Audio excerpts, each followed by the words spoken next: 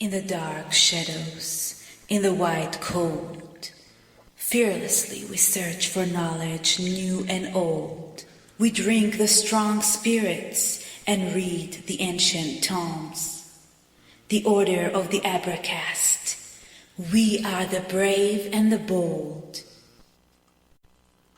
The Abracast. Occult, history, conspiracy, and violence.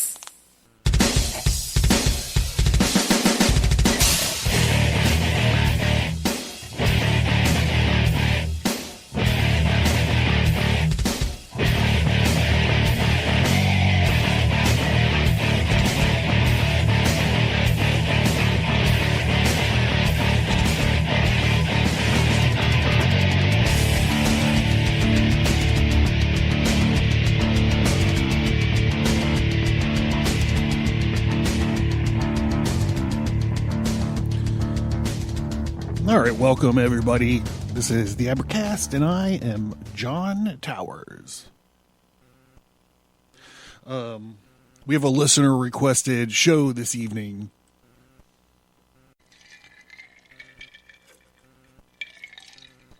So shout out to Filthy McNasty for suggesting this show. I just got back from a little vacation. I'm a little relaxed. We finishing up the last of my vacation whiskey, so I changed it up a little bit tonight. Not Asian Jihad for this evening, but it's still amazing. It's still in the Vessel of the Art, which you can find in the shopping link of abracast.com. So I decided last minute to put the tarot cards down and go to the woods for a few days. For those of you, I don't know if I talk about it enough on the show. I'm designing a set of tarot cards. If you want to know more about them, you just find your way to the work group, the Abracast work group. I post. I try to post at least a couple of them up a week on there.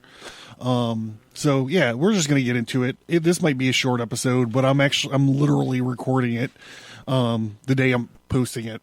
What is it? Sunday. 7/28/2019 at 5:56 in the PM. I just got back from seeing the new Tarantino movie. So, okay. So yeah. So if you guys are playing at home, grab your Vessel of the Art and mix up your weapon of mass distraction. Because tonight we're going to talk about what in the fuck is the Mandela Effect anyways.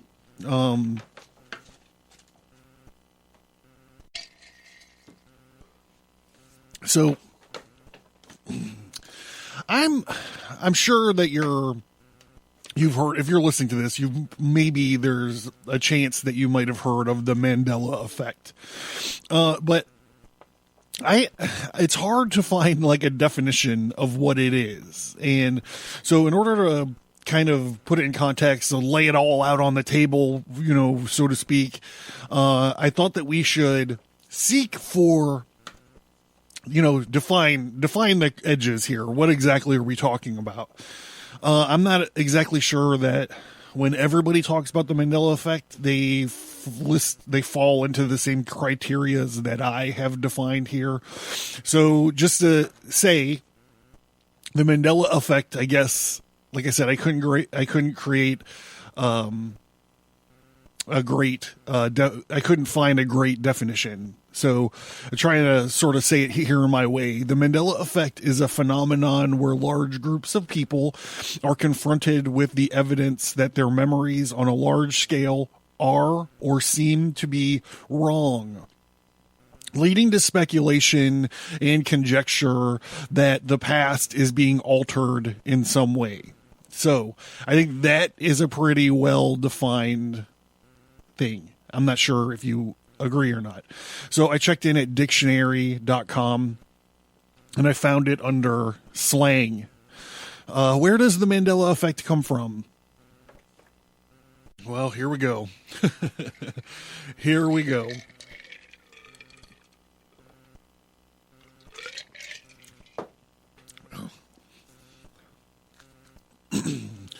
In 2013, the former president of South Africa, an anti-apartheid revolutionary, Nelson Mandela, died at the age of 95 of a respiratory infection. Yet in 2010, paranormal writer and researcher Fiona Broom recalled having memories of Mandela dying during his imprisonment in the 1980s. At Dragon Con that year, Broom discussed this topic with security manager. In later sources, this security guy's name is The Shadow. Discussed the topic with security manager and found that many others shared the same false memory, which they named the Mandela Effect, and extended to other, quote, alternate memories, as Broom calls them. Broom launched the website www.mandelaeffect.com shortly afterwards.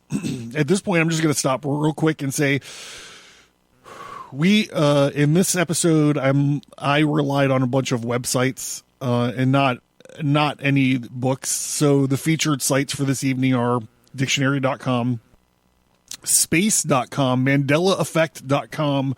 We're going to spend a little bit of time there, and thescientificamerican.com. Back to dictionary.com. Believers in the Mandela effect, sometimes citing quantum mechanics, think a shared false memory is evidence of parallel universes that have intersect or slid into each other, such that those who remember Mandela's death in the 80s are simply remembering events that occurred on a timeline in another reality. The Mandela Effect gained popular attention in 2016 when a story went viral concerning the children's book series The Berenstain Bears. As discussed as early as 2012 on a blog post, many people had believed that the Bear family's surname had always been spelled Berenstein. Berenstein, with 3 E's, but although it's actually Berenstain, Berenstain. So if you guys are familiar with this, and you're just like, I've heard all of this shit before, and you feel like skipping out of this episode, I just ask you to hold on with me. I'm going to get through this Berenstain stuff pretty quickly and move on to some other aspects of it. I just know that it's been talked to death, so I'm trying to, if you're ready to pull the chute, just hang on for a little bit. Let me get through this preliminary nonsense. And not saying this is nonsense, this preliminary section, and we'll move on. I promise we will. Berenstain with an A in the last part of the name. Although most people, though most believe this misremembering has more to do with the usual spelling and hazy memories, some believers in the Mandela Effect suggest that their collective alternate memory pointed to a parallel reality, home to a Berenstain family and a Berenstein family.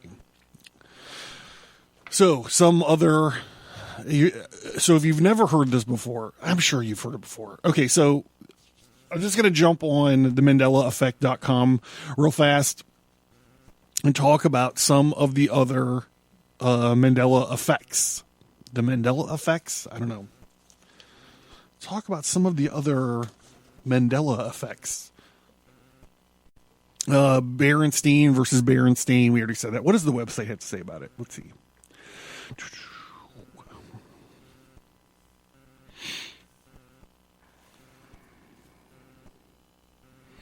Many people who visit the Mandela Effect website have fond memories of the Berenstain Bears books, and they read them as children, or family members read them aloud. So if family members read them aloud, how do you know how it's supposed to be spelled? It is a cherished childhood memory. So I have So my memory of the Berenstain or Berenstain Bears is not very cherished. They were boring. They seemed like they were hicks or hillbillies or something, and I couldn't escape them. As growing up in a suburb of Cleveland, every trip. So we went to Cedar Point, which is like, I don't know, it's like the best amusement park ever or something. So I would go there multiple times every summer, and they used to have a sweet ass arcade with like all the, like Dragon's Lair was there. You know what I'm saying? Like they had the Star Wars cockpit that you could sit in and do the trench fight in there. They had like all the sweetest video games there. Well, eventually I think they took the arcade out and they installed a Berenstain Bears thing in where the arcade used to be. If memory serves, maybe that's a Mandela effect. I don't know. Anyhow, regardless, or irregardless, whichever, that might be a Mandela Effect thing too. Oh my God, I'm being cornered with alternate realities. With it, however, if they took the arcade out or not, I'm not 100% sure now that I'm talking about it, but they had this huge installation and it was like Berenstain Bear Country, or alternately Berenstain Bear Country. And everyone would always want to go into it. It had like, it seemed like it was never fucking ending. And it's like they always had these fucking books laying around and I never understood it. So when I heard of this Mandela Effect with the Berenstain versus the Berenstain, I was like, who even gives a fuck about these bears? I don't even get it. They didn't have machine guns or lasers. I didn't care about it, right? However, when I thought about it, I was like, you know what? I think it was Berenstain to me, but I think it was just Berenstain to me because I've seen more names that have Steens or Steins than have Stains. Anyhow. However, the book in this time stream are the Berenstain. Back to the website. I should have said A, not E, in the last syllable. That's not what most visitors seem to remember because, you know, Steens, Frankenstein. Frankenstein. The following are among the many memories people have shared, sometimes as part of longer comments. March 2014, JM said, I too clearly remember Berenstain, even though I never read the books. All right, we're just going to go ahead and disregard the rest of this thing. I had overlooked Jennifer Shepard said, I had overlooked the material here about people remembering the popular children's books as being Berenstain Bears, not Berenstain Bears. And I just saw that today. It blew my mind. I was a meticulous spelling nerd as a child. Zero doubt that the books the kids were reading were about the Berenstain Bears. I tried to do research, Library of Congress, trademark info today, but I seem if maybe there had been some point a changeover due to multiple parties issuing variations of the name. Nope. The official records state that the series was always the Berenstain after the very real last names of the authors. Berenstain. That sounds dirty. April 2014, T said, I notice changes every day. For one, I saw the Berenstain Bears thing mentioned, and I always knew them as Berenstain. And someone named Nat replied, Berenstain Bears? I could have sworn it was spelt Berenstain too. Wow, how peculiar. Heather with a Y, it makes it very difficult. Heather, Heathyr, said, we both remember Berenstain Bears rather than Berenstain Bears. Does anyone remember? Lewis asked in June of 2014, does anyone remember the Berenstain Bears? I do, although somewhat along the lines of the names have been changed to the Berenstain Bears. No records of Stein, which is definitely how it was when I was younger. No question about it. Stephen Comer said, no date on this one. I would like to say that I very clearly remember Berenstain Bears being Berenstain Bears. I clearly remember Berenstain Bears being Berenstain Bears. I very specifically remember it being pronounced Steen on the show. I was not aware that there was a TV show. Lady JEM5 said, while my children were small, my mother and I purchased the entire Berenstain Bears collection. At no time have I ever known them to be anything other than that. However, I will confirm this is for my own peace of mind by digging them out of storage. John, no date, absolutely 100% Berenstain. Stain had me spooked. King Ken 6669 said, I too remember pronouncing Berenstain, Bernstein. My entire life, the books were a big part of my childhood.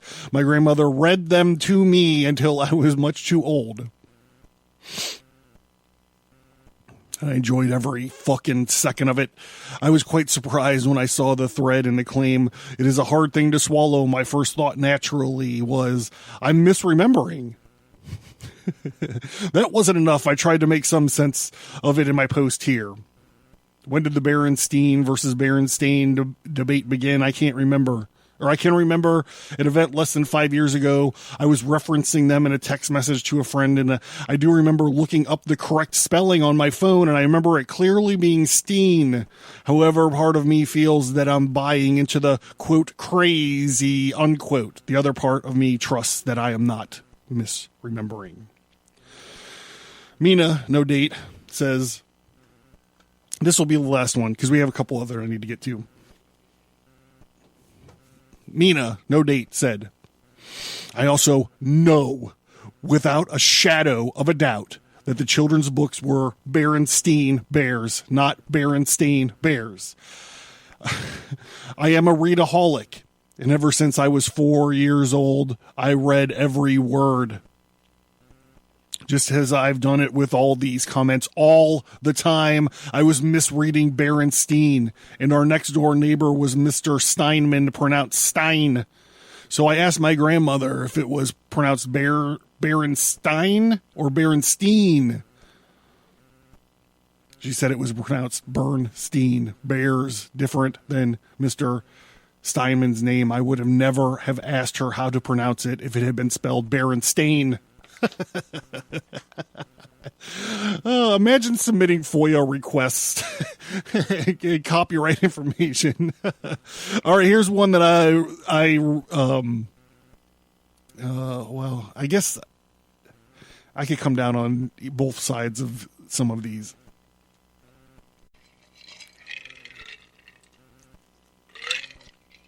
Billy Graham's funeral on TV. Many people, including me, remember, this is the website, Billy Graham's funeral on TV prior to his February 2018 death. My own memory placed Graham's death close within weeks, possible a month or two at very most, to the time when Ted Kennedy died. It was such a happy time in my life. No, I'm just kidding. I remember the time the weather was warm in New England. At the time, I didn't think Billy Graham's funeral was especially odd. I didn't watch much of the funeral.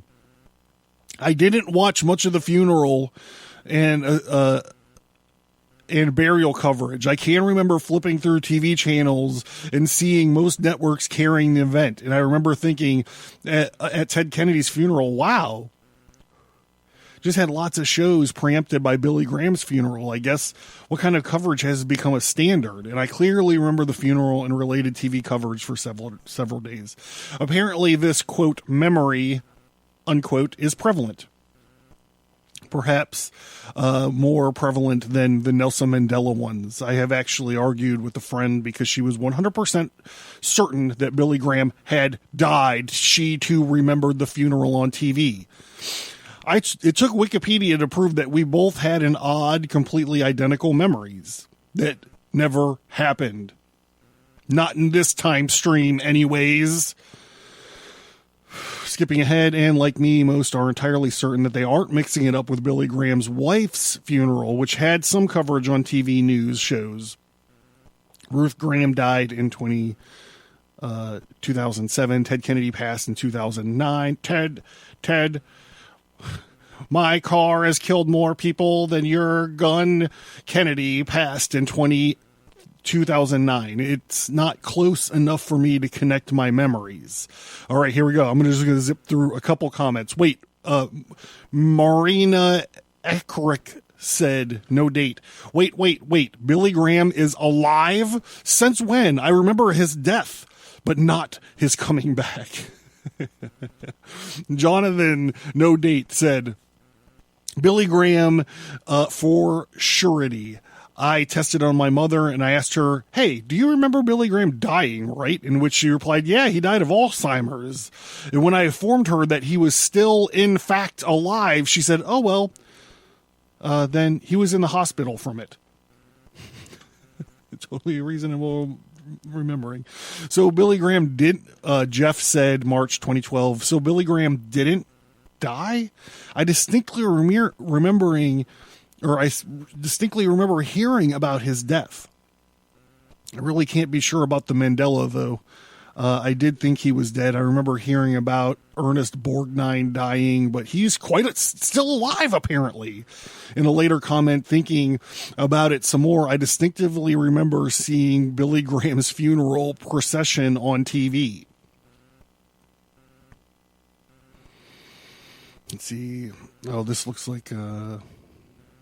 Joe, no date. Just last month I discussed with a friend and I swore that Billy Graham died, and I watched his funeral on TV and so many people in tears and the sadness of such a great man being laid to rest and being honored by the presidents.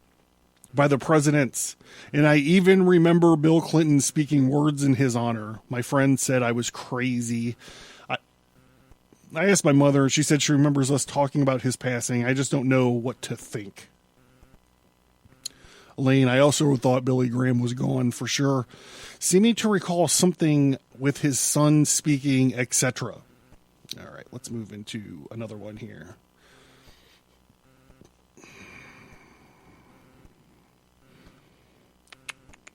Okay, so Curious George, did he have a tail or not?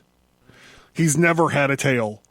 This is a part of my article about dual memories. Okay, so I'm...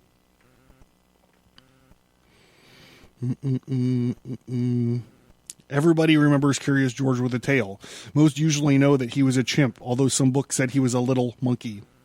So he shouldn't haven't had a tail. But they have specific memories of him with a tail. Do an interesting alternate memory. I did a fairly thorough search of Google Images and I found nothing showing Curious George with a tail.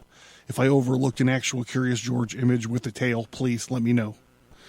All right. So someone's messing with the timeline, erasing tails off of Curious George. Colors. Chartreuse and more. Chartreuse. Is chartreuse red or green in other colors? The color chartreuse is broadly remembered as the shade of red. By who? Some recall it as a maroon-ish red. Others describe it as a reddish magenta. I've had a lot of years of color theory. And how people describe colors is hilarious to me. The fact is, in this time stream, the color is yellow-green. The color gets its name from the liquor chartreuse, which is true. I have a bottle of it upstairs. I'm not sure if I should say this on the show. Well, there is I'm not going to say it. However, I clearly recall a discussion with my mother, an artist, about the color chartreuse. And I was a teen and used chartreuse to describe a magenta-ish dress, and my mother couldn't believe I was serious. And I remember looking at my childhood crayon box for a reddish crayon labeled chartreuse, but I couldn't find it. It was a humiliating moment for me because she was right in our household. And it was like confusing Miro with Michelangelo. It just wasn't done.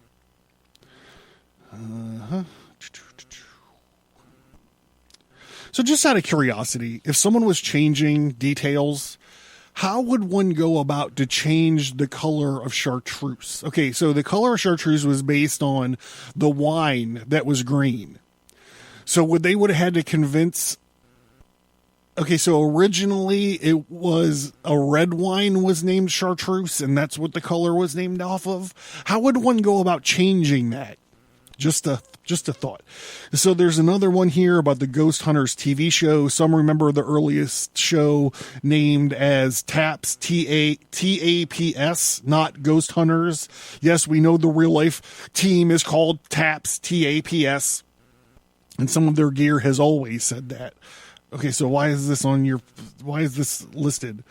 There seems to be, many people clearly recall seeing, Henry VIII portrait with a turkey leg in his hand. They recall seeing it in history books, but there is no record of it now. It was probably in a turkey leg commercial of some sort, I would imagine. The Limburg baby, never found him. In this time stream, the 20-month-old baby was found 12 May 1932. Mother Teresa a saint before 2016? No. Several recall her canonization in the 1990s. They also recall the spelling of her name being different. Theresa. Hey, here's a pro tip. People don't get sainthood before they die anymore. They just don't. It just doesn't happen. Nelson Mandela's death we've already covered that. New Zealand's location relative to Australia has changed in this timeline. What would you have to do to change that in a different timeline? You would have to move the whole fucking continent or island or whatever the fuck it is. Just, whatever. There seems to be some kind of controversy with the red and the blue in the Pepsi logo changes, the Chevron logo changes, and other color swaps. Are they markers, cues, or signs to watch for?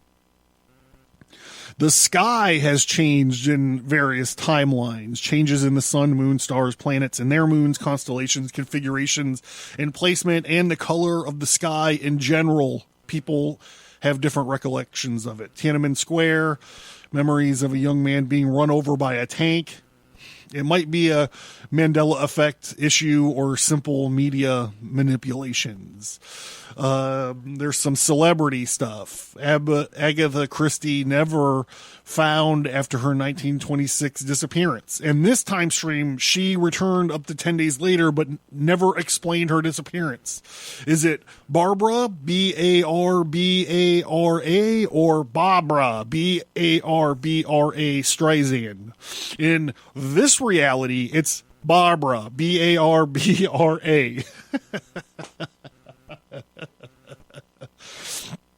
Betty White is alive. Well, alive and well, she's still feisty at the age of 97 in July 2019, but some recall her passing some time ago. Again, Brian Dennehy, alive and well at age 80 as of July 2019, per Wiki. But some of us have other memories. Charles Schultz, the creator of Peanuts, has whatever time stream memory you might have. There's different names. Okay, I think I've gotten Dick Clark's death. People remember at least two of them. Dom DeLuise's death. He died in 2019, but that's not the only memory people have. There's 10 related things. Ernest Borgnine at least died twice. Forrest J. Ackerman died twice. Fred Rogers, a.k.a. Mr. Rogers, died in 2003 or later. Freddie Prinze has died on several occasions. Maybe he hasn't died. There's several memories mostly related to Freddie Prinze Jr. and Sarah Michelle Gellar and a child born around 2003 or 2004. Hal Holbrook. I'll never forget Hal Holbrook, simply because of the Creepshow movie. Arctic Expedition. The one with the fucking abominable snowman in the fucking crate. Man, The Crate, that's what it was called. It was great. All right, so I think that we got the idea of this. Jimmy Swaggart reported dead, but still alive, 1984. Okay. All right. I spent way too long on that. Okay, so what are the theories explain this phenomenon? It seems like the 2 or 3 main theories are that we are weaving in and out of parallel universes, or it is something like a digital simulation theory of reality, like the Matrix. And the black cat glitch when the system is editing the software program. I found some current thinking on parallel universes here. Oh, wait, hold on.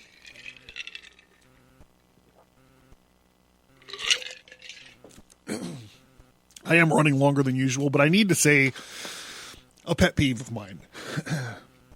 When listening to people talk about this stuff, and people talking about CERN, people are talking about the multiverse, and they say, CERN is going to punch a hole into another dimension. If you're punching a hole into another realm, you are talking about a parallel universe. Another dimension is just another plane it's another plane to measure. It's another plane in which you can measure. So there's like this famous, I think it's famous, like kind of story. It's like an ant crawling on a table is unaware of the vertical dimension. How does it go? All right. I don't really remember, but I got a better one, right? It's the Wrath of Khan.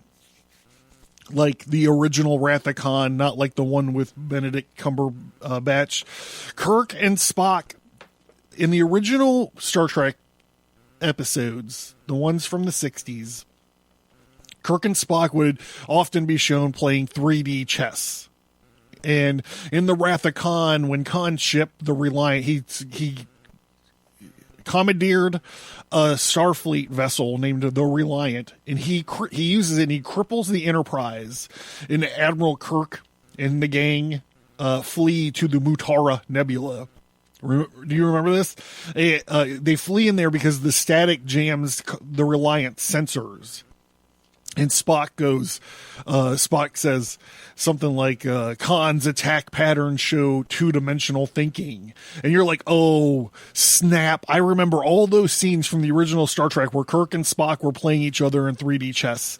And Khan's days are numbered, son. And in the Mutara Nebula, the Enterprise ascends in the nebula as Khan clumsily probes into the nebula, and he passes where the Enterprise was, and then the Enterprise comes down behind the Reliant and fucking lights the Reliant up. So I understand that that's not a way to explain a dimension we don't know about, but that's an easy way to explain how dimensions work, right?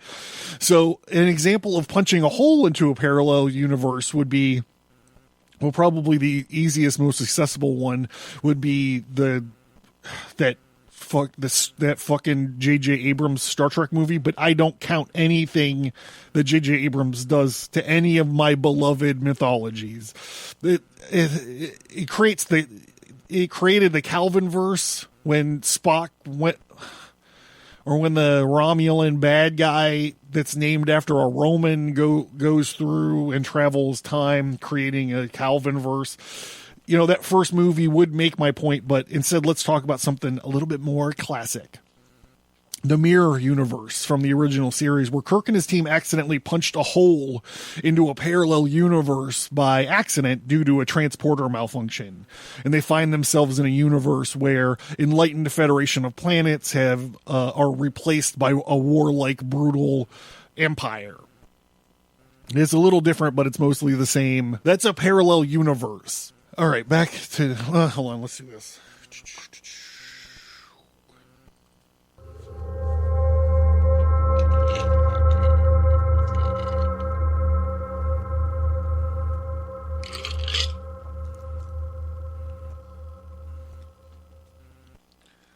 Learn more at theabracast.com. Get graphic elements, notes, worksheets, and text versions of selected episodes, as well as access to the private Abracast workgroup by signing into the mailing list. Get all that, plus exclusive episodes, by supporting the show and becoming a subscriber at subscribestar.com.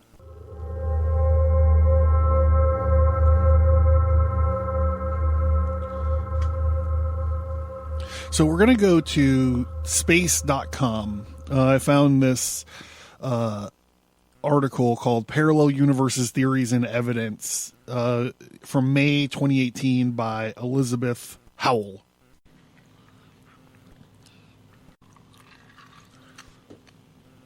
Is our universe unique?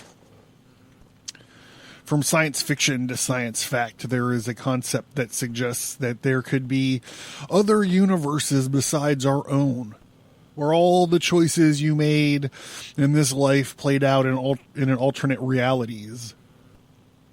This concept is known as the parallel universe, and it is a facet of the astronomical theory of the multiverse. The idea is pervasive in comic books, video games, television, movie franchises, ranging from Star Trek to Doctor Who to, we're going to see Marvel, Disney released Phase 4, and at least 2 of the properties they have coming up are going to be dealing with the multiverse. One, it has the word multiverse in the title. And Peter Parker has said the word multiverse in the last Spider-Man fucking thing. DC Comics, they have a thing, Crisis on Infinite Earths, where there's an infinite amount of Earths. They use these ideas to extend plot lines. There actually is quite a bit of evidence out there for a multiverse. First, it is useful to understand how our universe is believed to be to have come to be. We have a section of this article called Arguing for the Multiverse. Responding to an iTunes review I had where somebody, thank you for the review, by the way. I stopped thanking people on during the shows for reviews, but I want to thank this guy for a review because he wrote a review called The Calling of John Towers, where he likens me to being called to evangelize Christianity. And, as much as I loved the review and all that stuff, I actually posted about it on, I think my Instagram or something, where I was like, in an alternate universe out there somewhere, I'm the fucking Pope. I get this kind of thing often, not often. I get this kind of thing sometimes though. A listener reached out to me to thank me. He said that listening to the podcast has inspired him to pick up the Bible and his religion again. I thought that was I thought it was fascinating, because I feel like I stop on this side of contempt sometimes, and I stumble headlong into blasphemy other times. So I think it's interesting that people can see, the Lord's work in this podcast. Anyhow, sorry to go off on a tangent. I know I keep saying I'm running long, but this whiskey does something to me that the gin doesn't do. I don't know. It actually makes me more of a motor mouth, perhaps.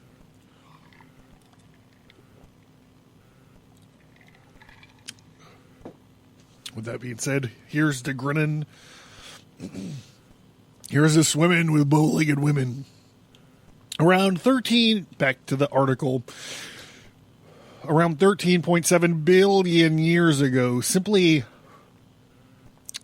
speaking, everything we know of in the cosmos was an infinitesimal singularity. Then, according to the Big Bang Theory, some unknown trigger caused it to expand and inflate into 3-dimensional space. As the immense energy of this initial expansion cooled, light began to shine through. It's from the End Sof. Think about the Kabbalah episodes. Eventually, the small particles began to form into larger pieces of matter we know today, such as galaxies and stars and planets. And one big question in this theory is, are we the only universe out there? With our current technology, we are limited to observations within this universe because the universe is curved and we are inside the fishbowl, unable to see the outside of it. If there is an outside, there are at least 5 theories why a multiverse is possible, as a 2012 Space.com article explains. 1. Infinite universes. We don't know we don't know what the shape of space-time is exactly. Well, we do know it's timey-wimey before Doctor Who jumped the shark again. One prominent theory is that it is flat and goes on forever. This would present the possibility of many universes being out there. But with that topic in mind, it is possible that universes can start repeating themselves. It's because particles can only be put together in so many ways. More about that in a moment. Number 2, the bubble universes. Another theory for multiple universes comes from the internal inflation based on research from Tufts University. Cosmologist Alexander Vilkian, when looking at space-time as a whole, some areas of space stop inflating like the Big Bang inflated in our universe. However, others, will keep getting larger and larger. So if we picture our own universe as a bubble, it is sitting on a network of bubble universes of space. What's interesting about this theory is other universes could have been very different laws of physics than our own, since they are not linked. Number 3, daughter universes, or perhaps multi-universes can follow the theory of quantum mechanics, how subatomic particles behave. As part of the daughter universe theory, if you follow the laws of probability, it suggests that for every outcome that could come from one of your decisions, there could be a range of different universes. I have bred some dodgy universes, my friends. So this reminds me of the Godzilla reboot. Not the Matthew Broderick one. The one with Wanda and Pietro Maximoff.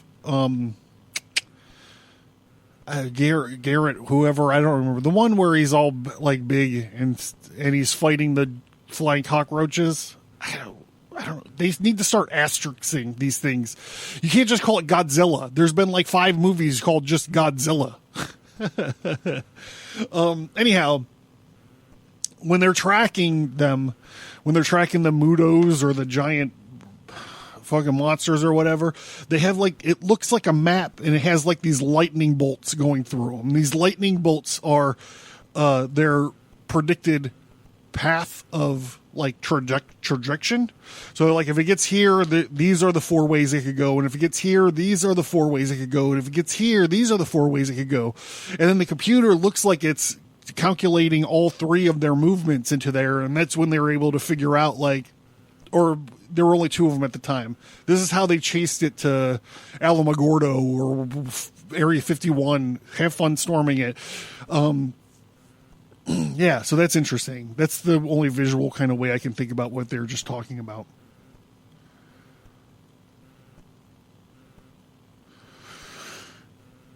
Each of which saw an out. Oh, hold on, wait a minute.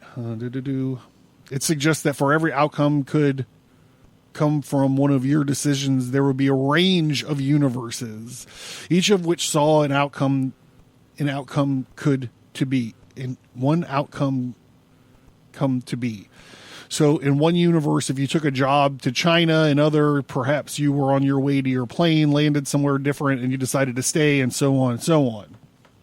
Number 4, mathematical universes. This is the most terrifying one. I hate math. Another possible avenue is exploring mathematical universes, which simply put explain that their structure of mathematics may change depending on the universe you reside. A mathematical structure is something that you can describe in ways that can that's completely independent of human baggage, said theory proposer Mark Tegmark of the Massachusetts Institute of Technology, as quoted in the 2012 article. I really believe that there is this universe out there that can exist independently of me, that would continue to exist even if there were no humans. It is scary. I mean, I guess it's not scary. I guess it's logical.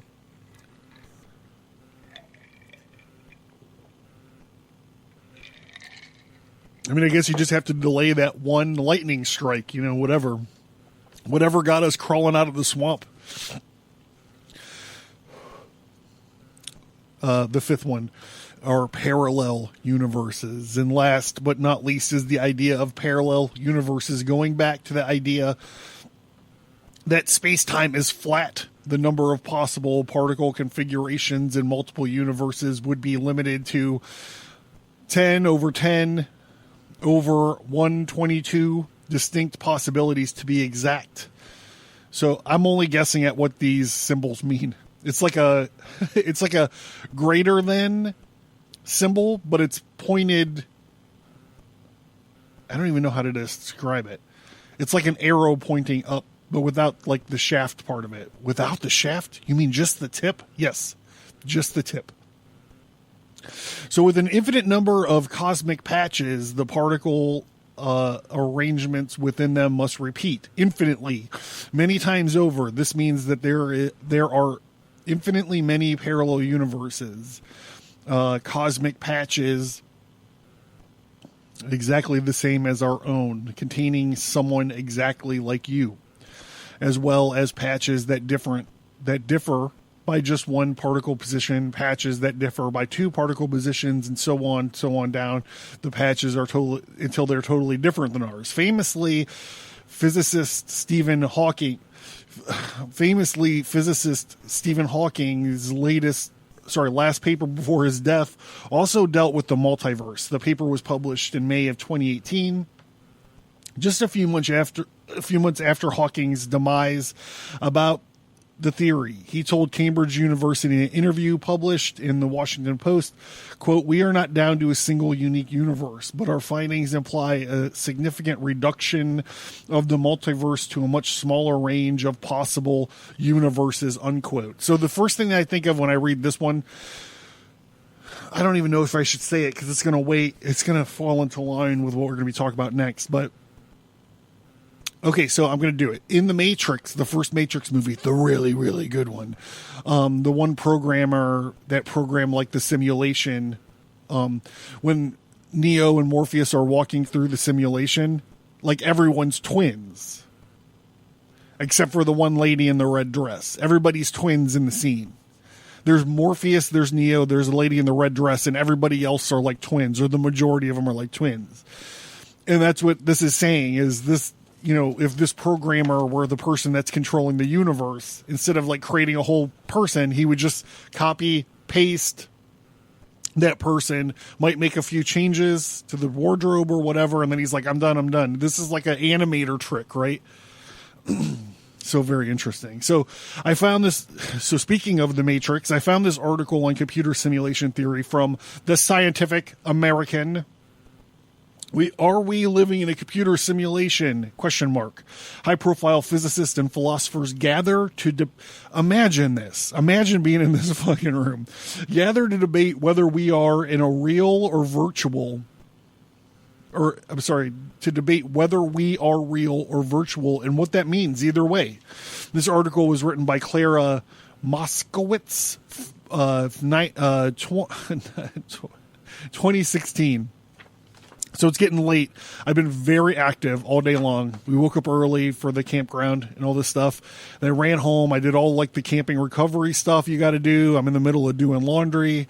I had to go see Tarantino's new movie before I got spoiled for me on YouTube. And then I came home, had to take care of this, that, and the other thing. Did I already mention I mowed the lawn? I took a bath. I got my hair cut. I shaved my beard. I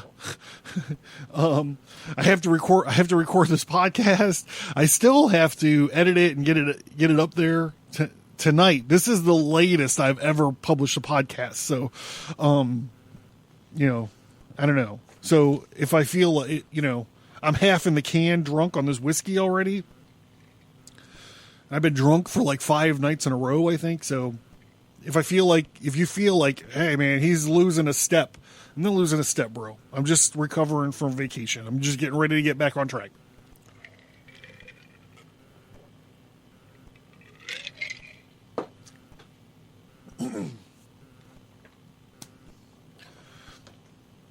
New York.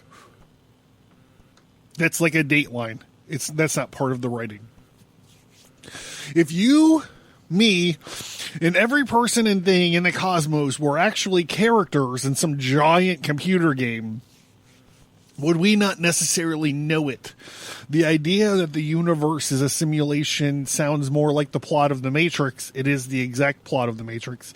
But it is also a legitimate scientific hypothesis. Researchers pondered the controversial notion Tuesday at the annual Isaac Asimov Memorial Debate here at the American Museum of Natural History. Moderator,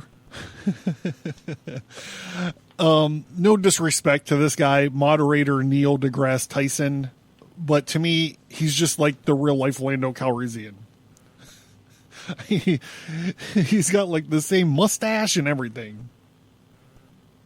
Anyhow, I've got static with him because of how he comes down on climate change. I'm like, dude, you look at fucking space. Deal with space. Tell me about the sun and climate change, okay? Anyhow, not weaving all off into that. I'm not trying to politicize this very important problem of the Mandela Effect, okay? Just trying to get some background. So, the annual Isaac Asimov Memorial Debate here at the American Museum of Natural History.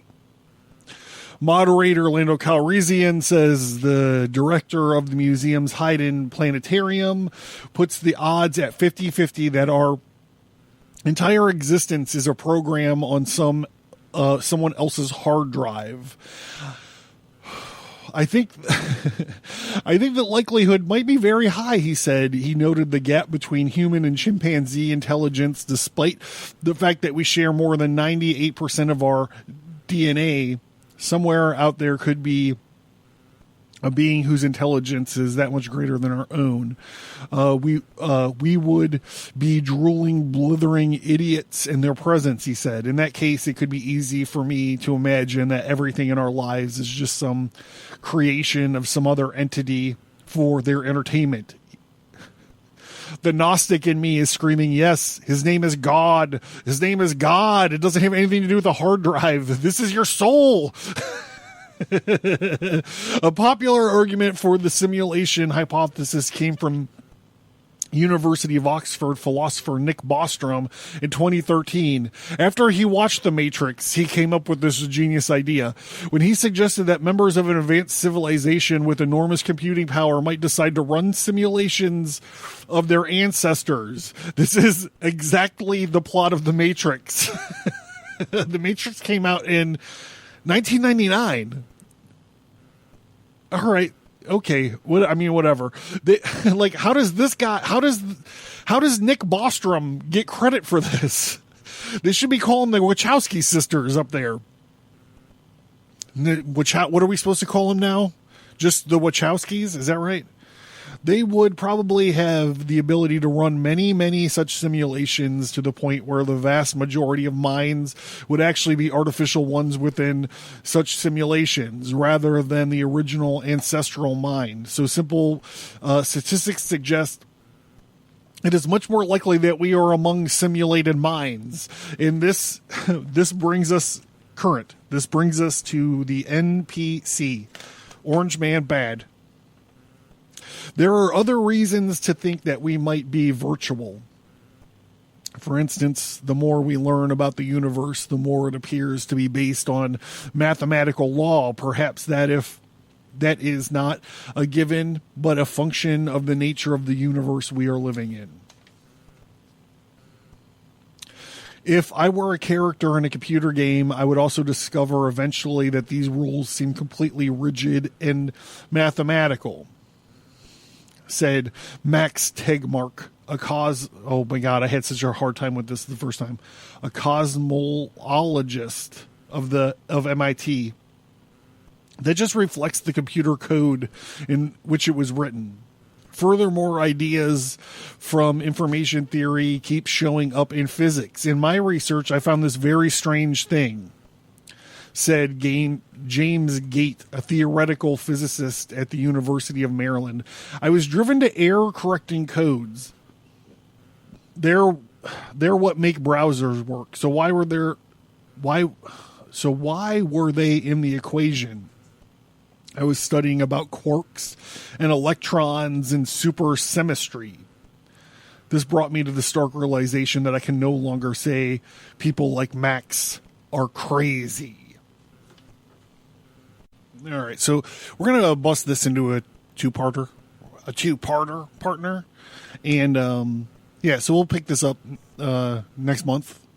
And I'm John Towers. It's been the Abracast. Hey, do me a favor, stick around and listen to this shit, and please consider supporting the show. I appreciate it.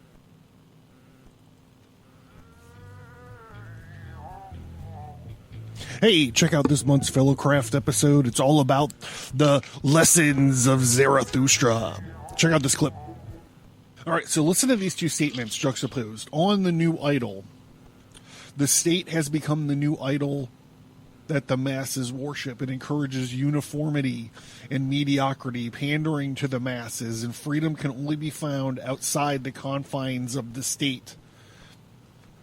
Now listen to this statement by the same organization, if not the same fucking writer, on enjoying the suffering and the passions, which was the first speech that we spoke about this evening. We learn and grow most from our moments of suffering and intense feeling, and they make us unique, and they should not be shared for fear of losing one's uniqueness. And someone who is driven by more than one intense passion will suffer inner conflict. Back to this existentialism paper. No one is allowed to be a creator, and no one is allowed to be original. Think of unplatforming, demoting videos on YouTube. Think about, we've called it like the modern book burning movement. I'm sure there's another snappy word for it. Think about that. The difference is not tolerated in the state. The Daleks do not. Difference is not tolerated in the state. Difference is not tolerated by the Dalek. The state turns the people into the last human. Only where the state ends can the overman begin. This Fellowcraft episode and many more are available at subscribestar.com/abracast. The Fellowcraft tier it's only $3 a month, guys.